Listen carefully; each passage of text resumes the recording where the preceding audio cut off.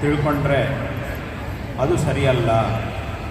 ಎಂಥ ಜ್ಞಾನವನ್ನು ಪಡ್ಕೊಳ್ಳಬೇಕು, ಎಂಥ ಜ್ಞಾನವನ್ನು ಪಡ್ಕೊಳ್ಳುವುದರಲ್ಲಿ ನಾವು ಪ್ರಯತ್ನಶೀಲರಾಗಬೇಕು ಅಂತಂದರೆ ಪ್ರಶಮಕರಂ ಯದಿಂದ್ರಿಯಾಣ, ನಮ್ಮ ಇಂದ್ರಿಯಗಳನ್ನು ನಮ್ಮ ವಶದಲ್ಲಿ ಇಟ್ಟುಕೊಳ್ಳುವುದಕ್ಕೆ ಯಾವ ಜ್ಞಾನದಿಂದ ಸಾಧ್ಯವಾಗುತ್ತೋ ಅಂತಹ ಜ್ಞಾನವೇ ನಿಜವಾದಂತಹ ಜ್ಞಾನ. ಯಾಕೆ ಅಂತಂದರೆ ಎಲ್ಲಿಯವರೆಗೆ ಈ ಇಂದ್ರಿಯಗಳನ್ನು ನಮ್ಮ ಹತೋಟಿಯಲ್ಲಿ ಇಟ್ಟುಕೊಳ್ಳುವುದಕ್ಕೆ ಸಾಧ್ಯವಾಗುವುದಿಲ್ವೋ ಅಲ್ಲಿಯವರೆಗೆ ನಮಗೆ ದುಃಖ ಅನ್ನುವುದು ನಿಲ್ಲುವುದಿಲ್ಲ. ಯಾವಾಗ ಈ ಇಂದ್ರಿಯಗಳನ್ನು ನಮ್ಮ ಹತೋಟಿಯಲ್ಲಿ ನಾವು ಇಟ್ಕೊಳ್ಳಿಕ್ಕೆ ಸಾಧ್ಯವಾಗುತ್ತೋ ಆವಾಗ ನಮಗೆ ಇನ್ನು ಯಾವುದೇ ವಿಧವಾದಂತಹ ಸಂಸಾರ ದುಃಖ ಅನ್ನೋದು ಇರುವುದಿಲ್ಲ. ಹಾಗಾಗಿ ಅಂತಹ ಒಂದು ಜ್ಞಾನವನ್ನು ಯಾವಾಗ ನಾವು ಪಡ್ಕೊಳ್ತೀವೋ ಅದು ನಿಜವಾದಂತಹ ಒಂದು ಜ್ಞಾನ.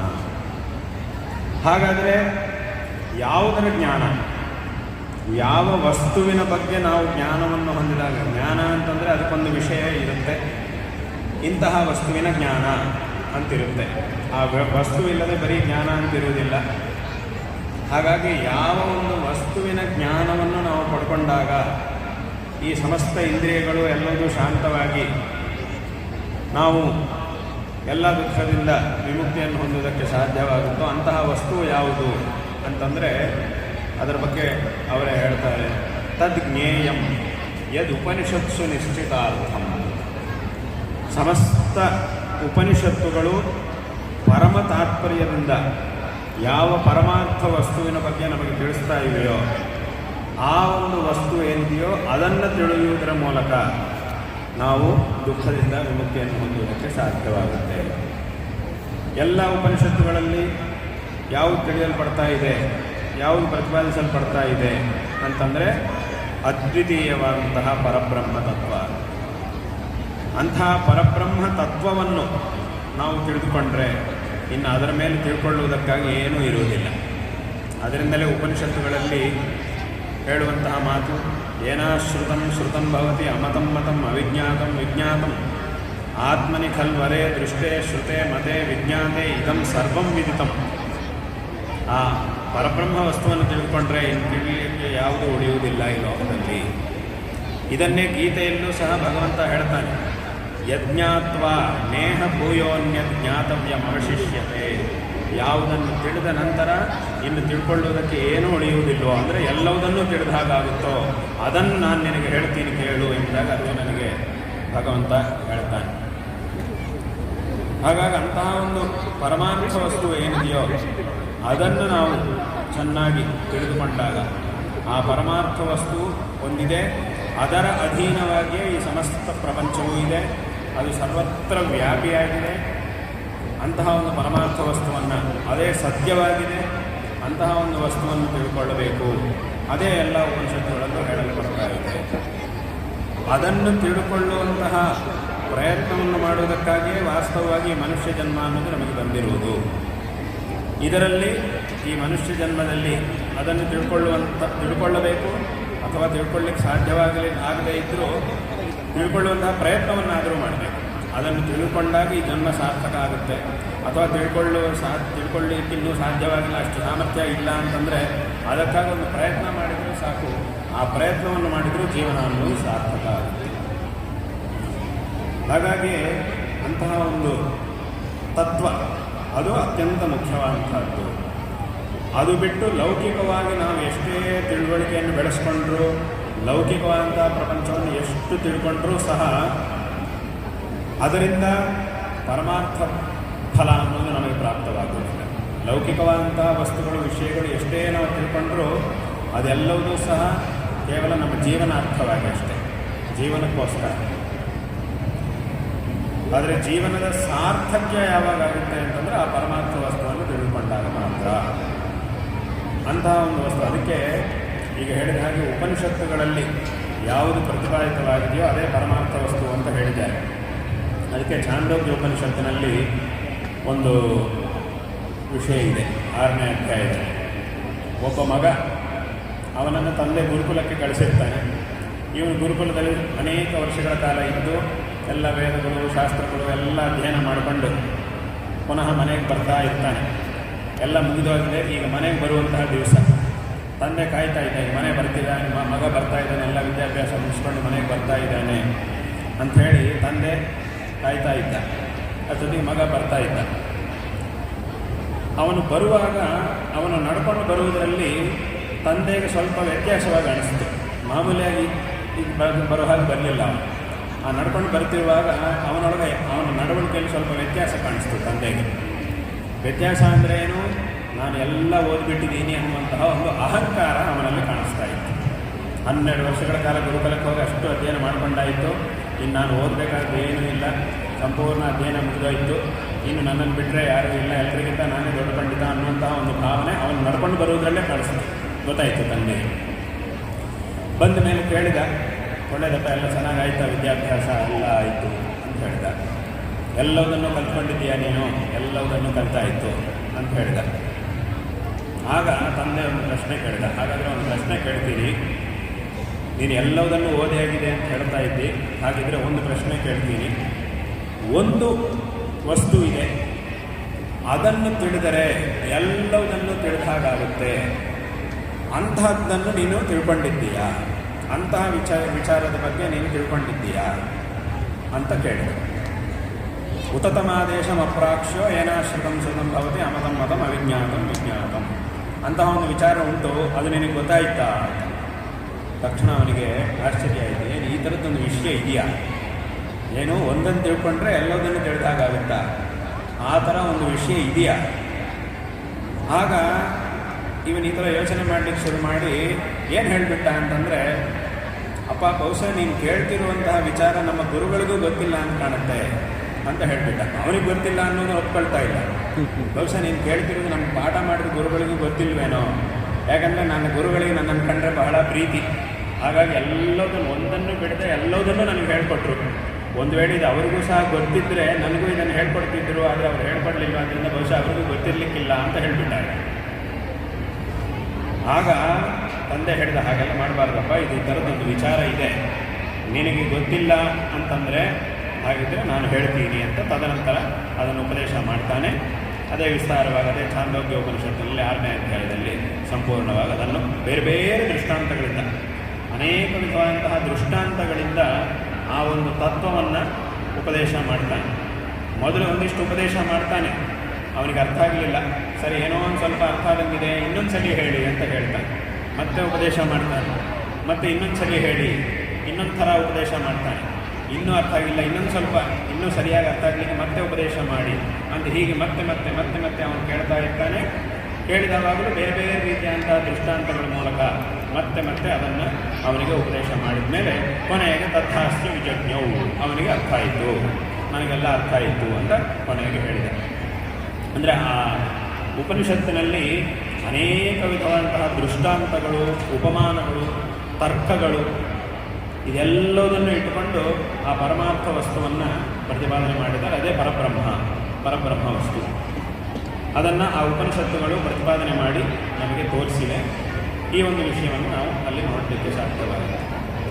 ಅಂತಹ ಒಂದು ಅದ್ವಿತೀಯವಾದ ವಿಚಾರ ಏನಿದೆಯೋ ಅದನ್ನು ಜಗದ್ಗುರು ಶ್ರೀ ಶ್ರೀ ಆದಿಶಂಕರ ಭಗವತ್ಪಾದಾಚಾರ್ಯರು ವಿಶೇಷವಾಗಿ ಈ ಜಗತ್ತಿಗೆ ತಿಳಿಸಿದ್ದಾರೆ. ಯಾವುದು ಉಪನಿಷತ್ತುಗಳಲ್ಲಿ ಪ್ರತಿಪಾದಿತವಾಗಿದೆಯೋ ಅಂತಹ ಒಂದು ತತ್ವವನ್ನು ಶಂಕರ ಭಗವತ್ಪಾದಾಚಾರ್ಯರು ಎಲ್ಲರಿಗೂ ಸಹ ಅದನ್ನು ಉಪದೇಶ ಮಾಡಿದ್ದಾರೆ. ಬೇರೆ ಬೇರೆ ರೀತಿಯಾಗಿ ಭಾಷ್ಯಗಳಲ್ಲಿ, ಪ್ರಕರಣ ಗ್ರಂಥಗಳಲ್ಲಿ, ಸ್ತೋತ್ರಗಳಲ್ಲಿ ಅನೇಕ ವಿಧವಾಗಿ ಶಂಕರ ಭಗವತ್ಪಾದಾಚಾರ್ಯರು ಆ ತತ್ವವನ್ನು ತಿಳಿಸಿದ್ದಾರೆ.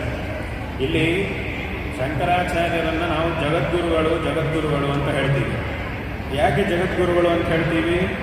ಜಗತ್ತಿನಲ್ಲಿ ಎಲ್ಲರಿಗೂ ಶ್ರೇಯೋ ಮಾರ್ಗವನ್ನು ತೋರಿಸಿದವರಾದ್ದರಿಂದ ಜಗದ್ಗುರುಗಳು ಅಂತ ಹೇಳ್ತೀವಿ ಅನ್ನೋದು ಅದೊಂದು ಪ್ರಸಿದ್ಧವಾದಂತಹ ಅರ್ಥ. ಹಾಗೆ ಇನ್ನೊಂದು ಅರ್ಥ ಏನು ಅಂತಂದರೆ, ಅವರು ಜಗದ್ಗುರುಗಳು ಯಾಕೆ ಅಂತ ಕೇಳಿದರೆ, ಈಗ ಲೋಕದಲ್ಲಿ ಒಂದಿಷ್ಟು ವಿಚಾರಗಳನ್ನು ತಿಳಿದಿರ್ತಕ್ಕಂತಹ ವ್ಯಕ್ತಿಯನ್ನು ತೋರಿಸಿ ನಾವು ಹೇಳ್ತೀವಿ, ಈ ವಿಚಾರಗಳೆಲ್ಲ ಇವರಿಗೆ ಗೊತ್ತಿದೆ, ಇವರು ಪಂಡಿತರು ಅಂತ ನಾವು ಹೇಳ್ತೀವಿ. ಇನ್ನೊಬ್ಬ ವ್ಯಕ್ತಿ ಇದ್ದಾರೆ, ಅವರಿಗೆ ಈ ಮೊದಲನೇ ವ್ಯಕ್ತಿಗೆ ಗೊತ್ತಿರುವ ಎಲ್ಲ ವಿಚಾರಗಳೂ ಗೊತ್ತು, ಅದರ ಮೇಲಿನ ವಿಚಾರಗಳೂ ಗೊತ್ತು. ಆಗ ಇನ್ನೊಬ್ಬರ ವ್ಯಕ್ತಿ ಬಗ್ಗೆ ನಾವೇನು ಹೇಳ್ತೀವಿ, ಇವರಿಗಿಂತ ದೊಡ್ಡ ಪಂಡಿತರು ಅಂತ ಹೇಳ್ತೀವಿ. ಹಾಗೆ 3ನೇಯವರು 4ನೇಯವರು 5ನೇಯವರು ಹೀಗೆ ಒಬ್ಬರು ತಿಳ್ಕೊಂಡಿದ್ದಕ್ಕಿಂತ ಇನ್ನೂ ಹೆಚ್ಚಿನ ಅದರ ಮೇಲಿನ ವಿಚಾರಗಳನ್ನು ತಿಳ್ಕೊಂಡವರನ್ನು ಇವರಿಗಿಂತ ದೊಡ್ಡ ಪಂಡಿತರು, ಅವರಿಗಿಂತ ದೊಡ್ಡ ಪಂಡಿತರು ಅಂತ ಹೇಳೋ ಕ್ರಮ ಇದೆ. ಆ ಥರ ಹೇಳ್ತಾ ಹೋದರೆ ಅವ್ರ ಪಾಂಡಿತ್ಯವೂ ದೊಡ್ಡದು, ಅವರಿಗೆ ಗೌರವನೂ ಜಾಸ್ತಿ, ಸನ್ಮಾನ ಗೌರವ ಅದು ಸಹ ಜಾಸ್ತಿ ಕೊಡ್ತೀವಿ ನಾವು, ಜಾಸ್ತಿ ಇನ್ನೂ ವಿಶೇಷವಾಗಿ ಅವರಿಗನ್ನು ಗೌರವಿಸ್ತೀವಿ. ಇದು ಲೋಕದಲ್ಲಿರುವಂತಹ ವಿಷಯ. ಆದರೆ ಶಂಕರರನ್ನು ಮಾತ್ರ ಜಗದ್ಗುರುಗಳು ಅಂತ ನಾವು ಹೇಳ್ತೀವಿ. ಯಾಕೆ ಜಗದ್ಗುರುಗಳು ಅಂತ ಹೇಳ್ತೀವಿ ಅಂತ ಹೇಳಿದರೆ, ಅವರು ಯಾವ ವಿಚಾರವನ್ನು ತಿಳಿದವರಾಗಿದ್ದಾರೋ, ಯಾವ ವಿಚಾರವನ್ನು ಈ ಲೋಕಕ್ಕೆ ಉಪದೇಶ ಮಾಡಿದ್ದಾರೋ ಆ ವಿಚಾರದ ಮೇಲೆ ಇನ್ನೊಂದು ವಿಚಾರ ಇಲ್ಲವೇ ಇಲ್ಲ. ಅದೇ ಎಲ್ಲದಕ್ಕಿಂತ ಮೇಲಿನ ವಿಚಾರ. ಒಂದು ವೇಳೆ ಅವರು ಉಪದೇಶ ಮಾಡಿದಂತಹ ವಿಚಾರದ ಮೇಲೂ ಇನ್ನೊಂದು ವಿಚಾರ ಇತ್ತು ಅಂತಂದರೆ ಆಗ ಆ ವಿಚಾರ ಯಾರಿಗೆ ಗೊತ್ತಿದೆಯೋ ಅವರನ್ನು ಇವರಿಗಿಂತ ದೊಡ್ಡವರು ಅಂತ ಹೇಳ್ಬೋದಾಗಿತ್ತು. ಆದರೆ ಹಾಗೆ ಹೇಳಲಿಕ್ಕೆ ಇದಕ್ಕಿಂತ ಮೇಲೆ ಇನ್ನೊಂದು ವಿಚಾರ ಅನ್ನೋದು ಇಲ್ಲ. ಅದೇ ಶಂಕರರು ಉಪದೇಶ ಮಾಡಿದಂತಹ ಅದ್ವೈತ ತತ್ವ. ಇದರ ಮೇಲೆ ಪುನಃ ಇನ್ನೊಂದು ವಿಚಾರ ಅನ್ನೋದಿಲ್ಲವೇ ಇಲ್ಲ. ಅದಕ್ಕಾಗಿ ನಾನು ಆರಂಭದಲ್ಲಿ ಹೇಳಿದ್ದು ಇದನ್ನೇ ಉಪನಿಷತ್ತುಗಳು ನಮಗೆ ತಿಳಿಸ್ತಾ ಇವೆ. ಆತ್ಮನಿ ಕಲ್ಮರೆ ದೃಷ್ಟೇಶತೆ ಮತ್ತೆ ವಿಜ್ಞಾತೆ ಇದಂ ಸರ್ವಂ ವಿದಿತಂ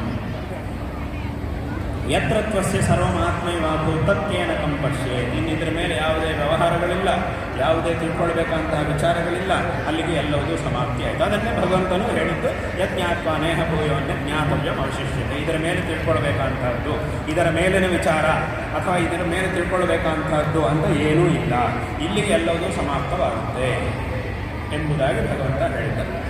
ಹಾಗಾಗಿ ಅಲ್ಲಿ ಏನಾಯಿತು ಅಂತಂದರೆ, ಇಡೀ ಜಗತ್ತಿನಲ್ಲೇ ಯಾವುದು ಉತ್ಕೃಷ್ಟವಾದಂತಹ ತತ್ವವೋ ಅಂತಹ ತತ್ವವನ್ನು ಅವರು ತಿಳಿದವರಾದ್ದರಿಂದ ಅವರು ಇಡೀ ಜಗತ್ತಿಗೆ ಗುರುಗಳಾಗಿದ್ದಾರೆ. ಇಡೀ ಜಗತ್ತಿನಲ್ಲೇ ಅತ್ಯಂತ ಉತ್ಕೃಷ್ಟವಾದಂತಹ ವಿಚಾರ, ಯಾವುದರ ಮೇಲೆ ಪುನಃ ಇನ್ನೊಂದು ವಿಚಾರ ಅನ್ನೋದೇ ಇಲ್ಲೋ ಅಂತಹ ವಿಚಾರವನ್ನು ತಿಳಿದವರಾದ್ದರಿಂದಲೇ ಅವರನ್ನು ನಾವು ಜಗದ್ಗುರುಗಳು ಎಂಬುದಾಗಿ ಹೇಳ್ತೀವಿ. ಹಾಗಾಗಿ ಅಂತಹ ಒಂದು ಅದ್ಭುತವಾದ ತತ್ವ ಈ ಅದ್ವೈತ ತತ್ವ ಅನ್ನುವಂಥದ್ದು. ಆ ಒಂದು ತತ್ವವನ್ನು ಶಂಕರರು ಅನೇಕ ವಿಧವಾಗಿ ಒಂದೇ ಶ್ಲೋಕದಲ್ಲಿ, ಏಕಶ್ಲೋಕಿ ಅನ್ನುವಂತಹ ಒಂದೇ ಒಂದು ಶ್ಲೋಕದಲ್ಲಿ ಸಂಪೂರ್ಣವಾದಂತಹ ತತ್ವವು ಅತ್ಯಂತ ಸುಲಭವಾಗಿ ನಮಗೆ ಅರ್ಥ ಆಗುವಂತೆ ಹೇಳಿದ್ದಾರೆ. ತುಂಬ ವಿಸ್ತಾರವಾಗಿ ಹೇಳಿದ್ದಾರೆ. ಒಂದೇ ಒಂದು ಶ್ಲೋಕದಲ್ಲೂ ಸಹ ಅದ್ವೈತ ತತ್ವವನ್ನು ಅವರು ಸಂಪೂರ್ಣವಾಗಿ ಉಪದೇಶ ಮಾಡಿದ್ದಾರೆ. ಅಂತಹ ಒಂದು ತತ್ವವನ್ನು, ಅಂತಹ ಮಹಾಪುರುಷರನ್ನು ನಾವು ಬೇರೆ ಎಲ್ಲೂ ಸಹ ನೋಡಲಿಕ್ಕೆ ಸಾಧ್ಯವಿಲ್ಲ. ಇಂತಹ ಒಂದು ತತ್ವವನ್ನು ಸತರ್ಕವಾಗಿ ಉಪದೇಶ ಮಾಡಿ ಅನೇಕ ವಿಧವಾದಂತಹ ದೃಷ್ಟಾಂತಗಳು ಇವತ್ತಿನ ದಿವಸ ಇಲ್ಲಿ ದಕ್ಷಿಣಾಸ್ಯ ದರ್ಶಿನಿ ಅನ್ನುವಂತಹ ಈ ಪ್ರದರ್ಶಿಕೆಯಲ್ಲಿ ಯಾವುದನ್ನು ನೀವು ನೋಡ್ತಾ ಇದ್ದೀರೋ, ಆಧುನಿಕವಾದಂತಹ ವಿಜ್ಞಾನವನ್ನಿಟ್ಟುಕೊಂಡು ಅವರೂ ಸಹ ಒಪ್ಪಲೇಬೇಕಾದಂತಹ ಯಾವ ದೃಷ್ಟಾಂತಗಳನ್ನು ಇಲ್ಲಿ ನೀವು ನೋಡ್ತಾ ಇದ್ದೀರೋ ಅದು ಎಲ್ಲದನ್ನು ಸಹ ತಿಳಿದವರಾಗಿ ಆದಿಶಂಕರರು ಈ ಮಾತನ್ನು, ಈ ಸ್ತೋತ್ರವನ್ನು ರಚನೆ ಮಾಡಿ ಈ ತತ್ವವನ್ನು ನಮಗೆ ಉಪದೇಶ ಮಾಡಿದ್ದಾರೆ. ಅಂದರೆ ಇವತ್ತಿನ ದಿವಸ ನಾವು ನೋಡ್ತಿರುವಂತಹ ಎಲ್ಲ ದೃಷ್ಟಾಂತಗಳು ಅದು ಅವರು ಕಲ್ಪನೆ ಮಾಡಿದ್ದಲ್ಲ, ವಾಸ್ತವವಾಗಿರುವಂತಹ ದೃಷ್ಟಾಂತಗಳು. ಅದು ಎಲ್ಲರೂ ಸಹ ಒಪ್ಪಳ್ಳೇಬೇಕಾದಂತಹ ದೃಷ್ಟಾಂತಗಳು.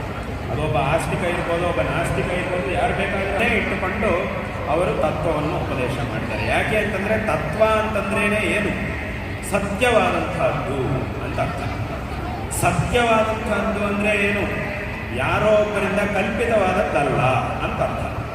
ಕಲ್ಪಿತವಾದದ್ದು ಅಂದರೆ ಅದು ಸತ್ಯವಾಗುವುದಿಲ್ಲ, ಮತ್ತು ಅದರ ಸದಾಕಾಲ ಅದರ ಅಸ್ತಿತ್ವ ಅನ್ನೋದಿರುವುದಿಲ್ಲ. ಅದು ಕಲ್ಪಿತವಾದ್ದರಿಂದ ಅದರ ಅಸ್ತಿತ್ವ ಅನ್ನೋದು ಪರಿಮಿತ. ಆದರೆ ಸತ್ಯವಾದದ್ದೇನಿದೆಯೋ ಆ ಸತ್ಯಾಂಶ ಅನ್ನೋದು ಯಾರೋ ಒಬ್ಬ ವ್ಯಕ್ತಿಯ ಒಪ್ಪಿಗೆಗೋಸ್ಕರವೋ ಅಥವಾ ತಿಳುವಳಿಕೆಗೋಸ್ಕರವೋ ಕಾಯುವುದಿಲ್ಲ. ಸತ್ಯವಾದ ವಿಚಾರ ಇಲ್ಲ ರೀ, ಇದನ್ನು ನಾನು ಒಪ್ಪುವುದಿಲ್ಲ ಅಂತ ಹೇಳೋ ಮಾತ್ರಕ್ಕೆ ಸತ್ಯಾಂಶ ಬದಲಾಗಿ ಬಿಡುವುದಿಲ್ಲ. ನಾನು ಒಪ್ಪುವುದಿಲ್ಲ ಅಥವಾ ನಾನು ಗೊತ್ತಿಲ್ಲ ಅಂತ ಹೇಳಿದ ಮಾತ್ರಕ್ಕೆ ಸತ್ಯಾಂಶ ಅನ್ನೋದು ಬದಲಾಗುವುದಿಲ್ಲ. ಸತ್ಯವಾಗಿಯೇ ಇರುತ್ತೆ. ನಿನ್ನ ಒಪ್ಪಿಗೆ ಇದಕ್ಕೆ ಬೇಕಾಗಿಲ್ಲ, ನೀನು ಒಪ್ಕೊಳ್ತೀಯೋ ಬಿಡ್ತೀಯೋ, ಸತ್ಯ ಅಂದರೆ ಸತ್ಯನೇ. ಅದನ್ನು ನೀನು ತಿಳ್ಕೊಳ್ಬೇಕಷ್ಟೆ. ಯಾವುದು ಸತ್ಯ ಅನ್ನೋದನ್ನು ನೀನು ಹುಡುಕೊಂಡು ಹೋಗಿ ಅದನ್ನು ನೀನು ತಿಳ್ಕೊಳ್ಬೇಕಷ್ಟೆ.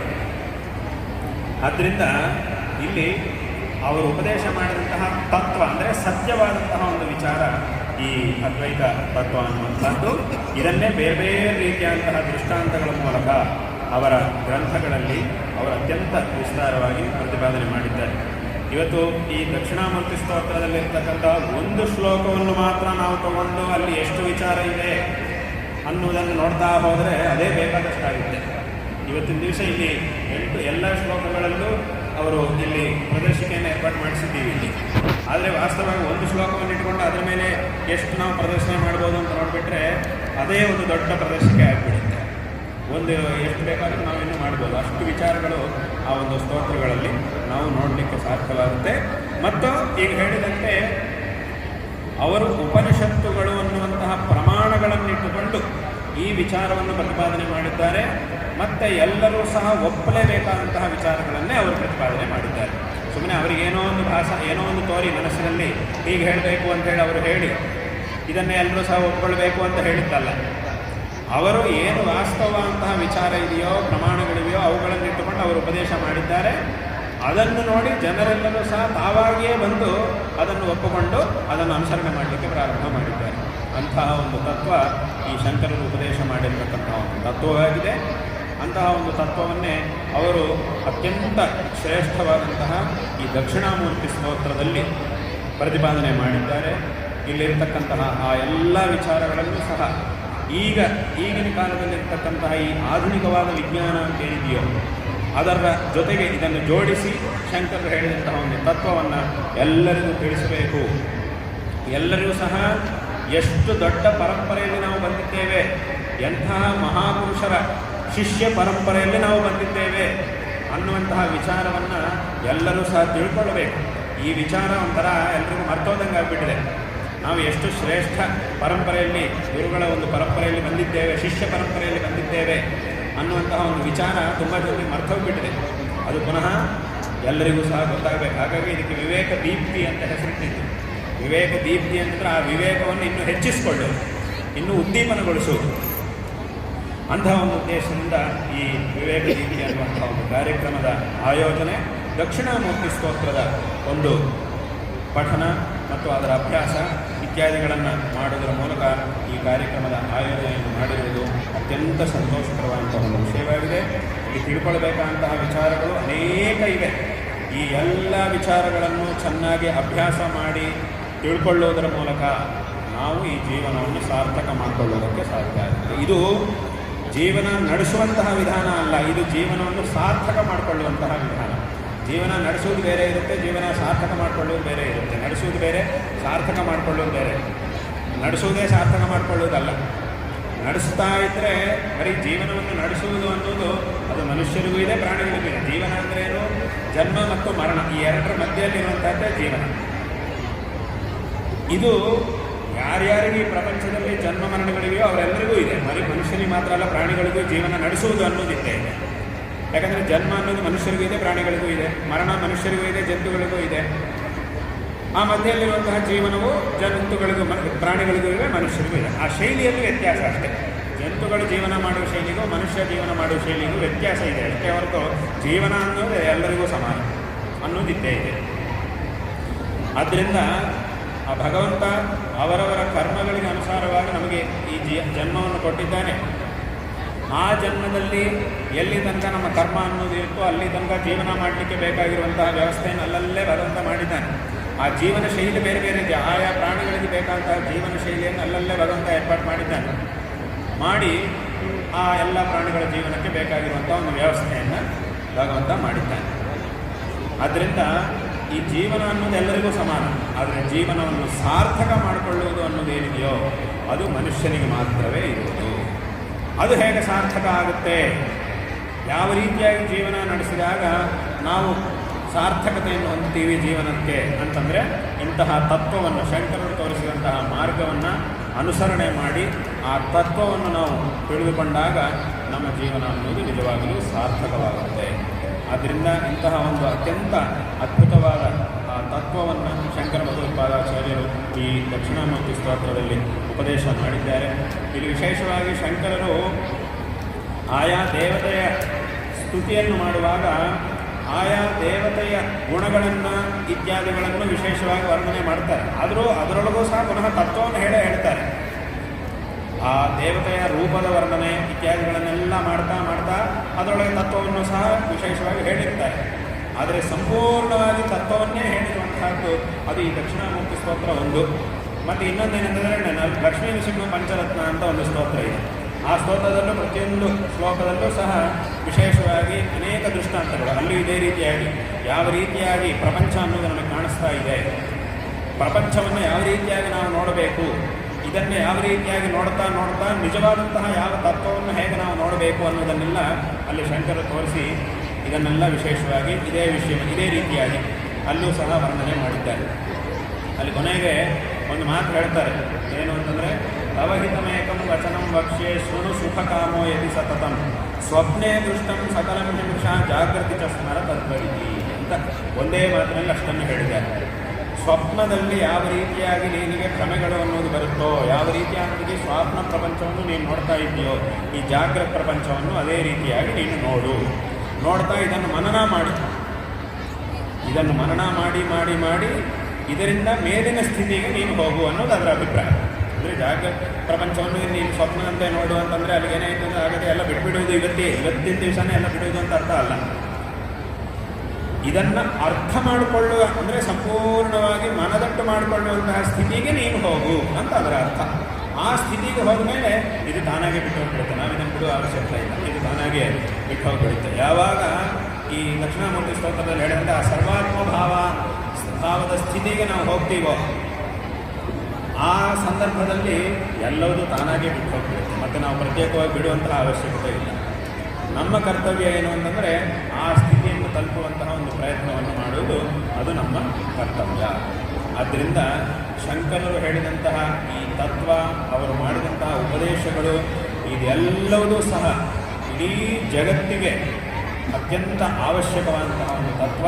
ಮತ್ತು ಇದನ್ನು ನಾವು ಚಿಂತನೆ ಮಾಡಿದ ಮೇಲೆ, ಚಿಂತನೆ ಮಾಡಲಿಕ್ಕೆ ಪ್ರಾರಂಭ ಮಾಡಿದರೆ ಸಂಪೂರ್ಣವಾಗಿ ತಿಳ್ಕೊಳ್ಳುವುದು ಆಮೇಲೆ, ಆದರೆ ಇದನ್ನು ಚಿಂತನೆ ಮಾಡಲಿಕ್ಕೆ ಪ್ರಾರಂಭ ಮಾಡಿ ಒಂದಿಷ್ಟು ದೂರ ಈ ಮಾರ್ಗದಲ್ಲಿ ಹೋಗಲಿಕ್ಕೆ ಶುರು ಮಾಡಿದ್ರೇ ಸಾಕು, ನಮ್ಮ ಜೀವನದಲ್ಲಿ ದೊಡ್ಡ ಬದಲಾವಣೆ ಅನ್ನೋದಾಗುತ್ತೆ. ಹೇಗೆ ಈಗಷ್ಟೇ ಸ್ವಾಮಿಗಳು ಮಾತಾಡ್ತಾ ತಮ್ಮ ಭಾಷಣದಲ್ಲಿ ಒಂದು ಶಾಲೆಗಳಲ್ಲಿ ಮಕ್ಕಳ ಜೀವನದಲ್ಲಿ ಈ ಸ್ತೋತ್ರಗಳನ್ನು ಪಠಣ ಮಾಡಿದ ಮೇಲೆ ಯಾವ ರೀತಿಯಂಥ ಒಂದು ಬದಲಾವಣೆ ಆಯಿತು ಅನ್ನೋದ್ರ ಬಗ್ಗೆ ಪ್ರಸ್ತಾವನೆ ಮಾಡಿ ಹೇಳಿದರು.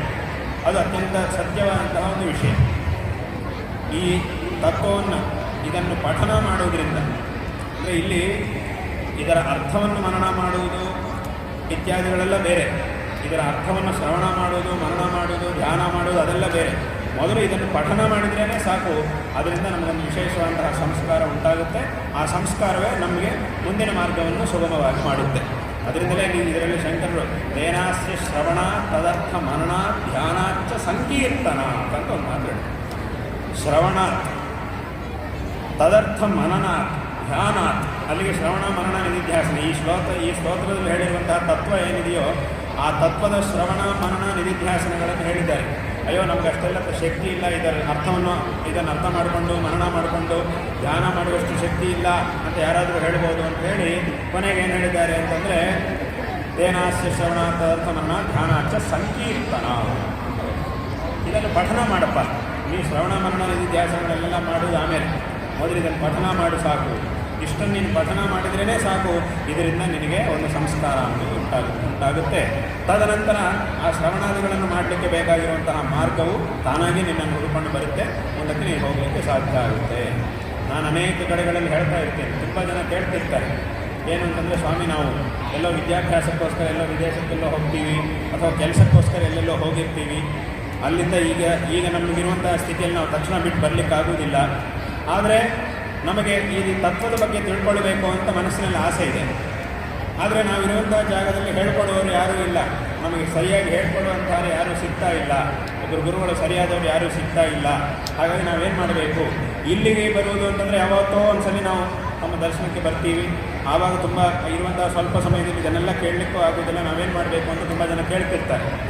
ಅದಕ್ಕೆ ನಾನು ಅವ್ರಿಗೆ ಹೇಳೋದು, ಇಲ್ಲಪ್ಪ ಅದಕ್ಕೆ ಶಂಕರರೇ ಉತ್ತರ ಕೊಟ್ಟಿದ್ದಾರೆ ಈ ಪ್ರಶ್ನೆಗೆ. ಈಗ ಹೇಳಿದ ಹಾಗೆ ಸಂಕೀರ್ತನ ಅಂತ ಹೇಳಿದ್ದಾರೆ. ನೀನು ಪುನಃ ಯಾರೂ ಸಿಗಲಿಲ್ಲ ಅಂಥೇಳಿ ನೀನು ದುಃಖ ಪಡುವ ಅವಶ್ಯಕತೆ ಇಲ್ಲ. ಇದನ್ನು ಪ್ರತಿ ದಿವಸ ನೀನು ಪಠನ ಮಾಡಿದ್ರೇ ಸಾಕು. ಈ ಶಂಕರರು ಮಾಡಿದಂತಹ ಉಪದೇಶಗಳನ್ನು ಪ್ರತಿ ದಿವಸ ಪಠನ ಮಾಡಿದ್ರೇ ಸಾಕು. ಅಲ್ಲ ಅದೆಲ್ಲ ಸಂಸ್ಕೃತದಲ್ಲಿರುತ್ತೆ, ನಮ್ಗೆ ಅರ್ಥ ಆಗೋದಿಲ್ಲಲ್ಲ ಅಂತಂದರೆ ಅರ್ಥ ಆಗೋದು ಬೇಡ, ಅದನ್ನು ಪಠನ ಮಾಡ. ಆ ಶಬ್ದಗಳು ನಿಮ್ಮ ಬಾಯಿಂದ ಬಂದ್ರೇ ಸಾಕು. ಆ ಶ್ಲೋಕಗಳು, ಆ ಮಾತುಗಳು ನಿನ್ನ ಬಾಯಿಂದ ಬಂದರೆ, ಯಾವ ಮಾತುಗಳನ್ನು ಶಂಕರರು ಉಚ್ಚಾರಣೆ ಮಾಡಿ ಈ ಲೋಕಕ್ಕೆ ಉಪದೇಶ ಮಾಡಿದಾರೋ ಅದೇ ಮಾತುಗಳು ನಿನ್ನ ಬಾಯಿಂದ ಬಂದ್ರೇ ಸಾಕು. ಅದರಿಂದಲೇ ನಿನಗೊಂದು ಸಂಸ್ಕಾರ ಉಂಟಾಗುತ್ತೆ.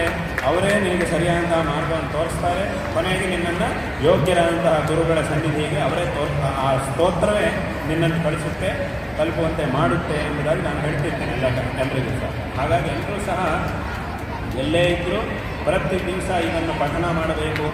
ಎಷ್ಟು ಸಾಧ್ಯ ಆಗುತ್ತೋ ಅಷ್ಟು ಇದರ ಅರ್ಥವನ್ನು ಮನನ ಮಾಡಬೇಕು ಅನ್ನುವಂತಹ ಒಂದು ವಿಷಯವನ್ನು ಈ ಸಂದರ್ಭದಲ್ಲಿ ಎಲ್ಲರಿಗೂ ಸಹ ಹೇಳಬಯಸ್ತಾ ಇದ್ದೇವೆ. ಹಾಗಾಗಿ ಇಂತಹ ಒಂದು ಅತ್ಯಂತ ಉತ್ಕೃಷ್ಟವಾದಂತಹ ವಿಚಾರಗಳನ್ನು ಹೊಂದಿರುವಂತಹ ಒಂದು ತತ್ವ ಶಂಕರರು ಉಪದೇಶ ಮಾಡಿರ್ತಕ್ಕಂತಹ ಒಂದು ತತ್ವ. ಹಾಗಾಗಿ ಅದನ್ನು ಎಲ್ಲರಿಗೂ ಸಹ ಅದನ್ನು ಎಲ್ಲರಿಗೂ ಸಹ ತಿಳಿಸಬೇಕು ಅನ್ನುವಂತಹ ಉದ್ದೇಶದಿಂದಲೇ ಈ ಒಂದು ಕಾರ್ಯಕ್ರಮದ ಆಯೋಜನೆ ಎನ್ನುವುದು ಆಗಿರುವುದು. ಇದರಲ್ಲಿ ಇಷ್ಟು ಜನ ಅತ್ಯಂತ ಉತ್ಸಾಹವಾಗಿ ಜನರೆಲ್ಲರೂ ಸಹ ಭಾಗವಹಿಸ್ತಾ ಇರೋದು ಅತ್ಯಂತ ಸಂತೋಷಕರವಾದಂತಹ ಒಂದು ವಿಷಯ. ಹಾಗಾಗಿ ಇವತ್ತಿನ ದಿವಸ ಶಂಕರರು ಅವತಾರ ಮಾಡಿದ್ದರಿಂದ ನಮ್ಮ ಧರ್ಮ ಅನ್ನೋದಿದೆ. ಶಂಕರರು ಅವತಾರ ಮಾಡಿಲ್ಲ ಅಂತಂದರೆ ನಮ್ಮ ಧರ್ಮ ಇರ್ತಿರ್ಲಿಲ್ಲ.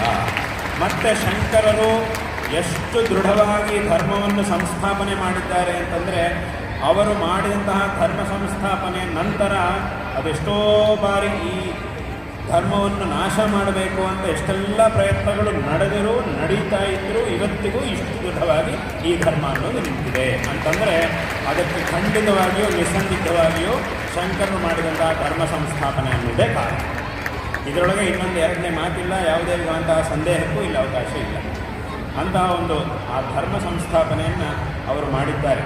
ಮತ್ತು ಈಗ ಹೇಳಿದಂತೆ ಅವರು ಎಂಥ ವಿಚಾರಗಳನ್ನು ಇಟ್ಟುಕೊಂಡು ಧರ್ಮ ಸಂಸ್ಥಾಪನೆ ಮಾಡಿದ್ದಾರೆ ಅಂದರೆ, ವೇದಗಳು ಉಪದೇಶ ಮಾಡುವಂತಹ ಈ ತತ್ವವಂತಹ ಒಂದು ತತ್ವ ಯಾರೂ ಸಹ ಅಲ್ಲಗಳೆಯಲಿಕ್ಕೆ ಸಾಧ್ಯವಿಲ್ಲ.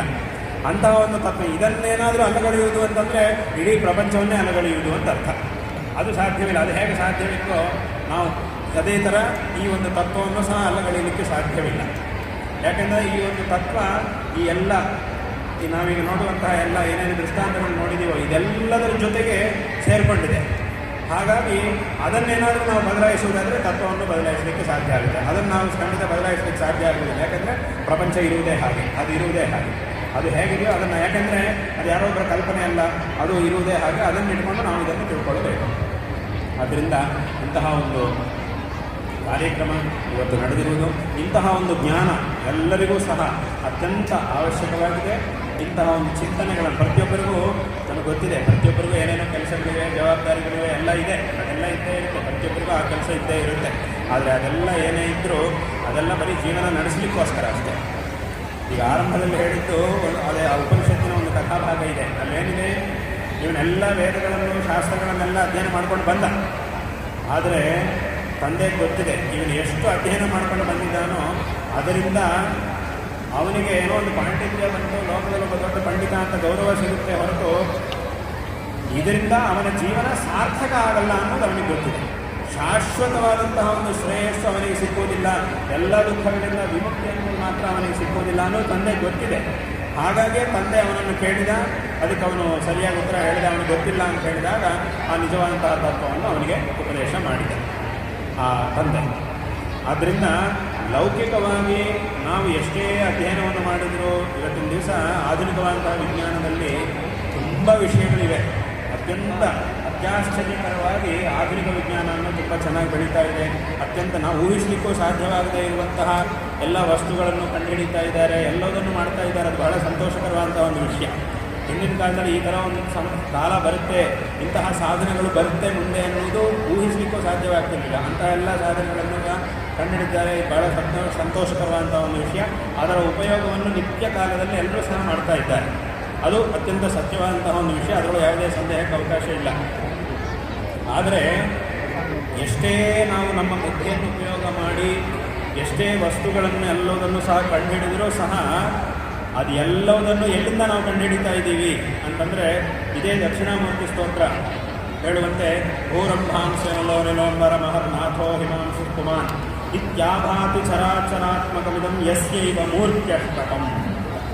ಯಾವ ಪರಮಾತ್ಮನ 8 ಮೂರ್ತಿಗಳ ರೂಪವಾಗಿ ಈ ಪ್ರಪಂಚ ಅನ್ನೋದಿದೆಯೋ, ಅಂದರೆ ಅಂದರೆ ಈ ಸಮಸ್ತ ಪ್ರಪಂಚವು 8 ಮೂರ್ತಿಗಳ ರೂಪದಲ್ಲಿ ಯಾವ ಪರಮಾತ್ಮನ ಸ್ವರೂಪವೇ ಆಗಿದೆಯೋ ಇಂತಹ ಪ್ರಪಂಚದಲ್ಲಿರ್ತಕ್ಕಂತಹ ಈ 8 ಮೂರ್ತಿಗಳಿಂದ ಒಂದೊಂದು ವಸ್ತುವನ್ನು ತಗೊಂಡು ಈ ಪದಾರ್ಥಗಳನ್ನು ನಾವು ತಯಾರು ಮಾಡ್ತಿದ್ದೀವಿ ಅಷ್ಟೇ. ಇದನ್ನೆಲ್ಲ ಬಿಟ್ಟು ನಾವು ಹೊಸದಾಗಿ ಏನೋ ಮಾಡ್ತೀವಿ ಅಂತಂದರೆ ಅದು ಸಾಧ್ಯವೇ ಇಲ್ಲ. ಈ ಎಷ್ಟೇ ನಾವು ಸೃಷ್ಟಿ ಮಾಡಿದರೂ, ಆಧುನಿಕ ವಿಜ್ಞಾನದಲ್ಲಿ ಎಷ್ಟೇ ಸೃಷ್ಟಿ ಮಾಡಿದರೂ, ಏನೇ ತಯಾರು ಮಾಡಿದರೂ ಅದು ಈ ಪಂಚಭೂತಗಳು ಇತ್ಯಾದಿಗಳಿಂದಲೇ ನಾವು ಮಾಡಬೇಕು. ಈ 8 ವಸ್ತುಗಳನ್ನು ಇಟ್ಕೊಂಡೇ ನಾವು ಮಾಡಬೇಕು. ಇದನ್ನು ಬಿಟ್ಟು ನಮ್ಗೆ ಇಷ್ಟ ಬಂದ ಹಾಗೆ ಏನು ಮಾಡಲಿಕ್ಕೆ ಸಾಧ್ಯ ಆಗೋದಿಲ್ಲ. ಇದನ್ನು ಬಿಟ್ಟು ನಾವು ಹೊರಗೆಲ್ಲೂ ಹೋಗಲಿಕ್ಕೂ ಸಾಧ್ಯವಾಗುವುದಿಲ್ಲ. ಅಂದರೆ ಅಲ್ಲಿಗೆ ಏನಾಯಿತು, ನಮಗೆ ಗೊತ್ತಿದೆಯೋ ಗೊತ್ತಿಲ್ವೋ ಆದರೂ ನಾವು ಇರುವುದಂತೂ ಆ ಪರಮಾತ್ಮ ಅಷ್ಟಮೂರ್ತಿ ಆಗಿರ್ತಕ್ಕಂತಹ ಪರಮಾತ್ಮನ ಒಂದು ರೂಪದಲ್ಲೇ ನಾವೆಲ್ಲರೂ ಸಹ ಇರುವುದು. ನಮ್ಮ ಜೀವ ಇರುವುದೇ ಅಲ್ಲಿ.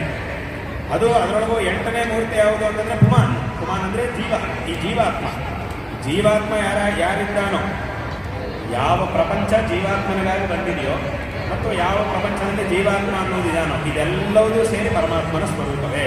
ಅದಕ್ಕಿಂತ ಅತಿರಿಕ್ತವಾದದ್ದು ಯಾವುದೂ ಇಲ್ಲ. ಆದ್ದರಿಂದ ನಾವು ಎಷ್ಟೇ ಸೃಷ್ಟಿ ಮಾಡಿದರೂ ಆ ಪರಮಾತ್ಮ ನಮಗೆ ಕೊಟ್ಟಿರುವಂತಹ ಈ ವಸ್ತುಗಳನ್ನು ಇಟ್ಕೊಂಡೇ ಮಾಡಬೇಕು. ಮತ್ತು ಜೀವ ಅಂತಿಮವಾಗಿ ಯಾವ ಪರಮಾತ್ಮನ ಸ್ವರೂಪಿಯಾಗಿದ್ದಾನೋ ಅಂತಹ ಜೀವನೇ ಇದೆಲ್ಲದನ್ನು ಸೃಷ್ಟಿ ಮಾಡಬೇಕು. ಇದನ್ನು ದಾಟಿ ನಾವು ಹೊರಗೆಲ್ಲ ಹೋಗಲಿಕ್ಕೆ ಸಾಧ್ಯವಾಗುವುದಿಲ್ಲ. ಹಾಗಾಗಿ ಈ ತತ್ವ ಅನ್ನೋದು ಅಷ್ಟು ಶ್ರೇಷ್ಠವಾದಂತಹ ಒಂದು ತತ್ವ. ಅದರಿಂದ ಇದನ್ನು ಪ್ರತಿಯೊಬ್ಬರೂ ಸಹ ಚೆನ್ನಾಗಿ ತಿಳ್ಕೊಳ್ಳಬೇಕು. ಆದ್ದರಿಂದ ಆಧುನಿಕವಾದಂತಹ ವಿಜ್ಞಾನದಲ್ಲಿ ಬೇರೆ ಬೇರೆ ರೀತಿಯಾದಂತಹ ವಸ್ತುಗಳನ್ನು ನಾವು ತಯಾರು ಮಾಡ್ತಿದ್ದೀವಿ, ಹೌದು. ಆದರೆ ಇದನ್ನೆಲ್ಲ ತಯಾರು ಮಾಡಬೇಕಾದ್ರೆ ಮೊದಲಿಗೆ ಇದನ್ನು ನಮಗೆ ಕೊಟ್ಟಿದ್ದು ಯಾರು? ಆ ಭಗವಂತನೇ ನಮಗೆ ಕೊಟ್ಟು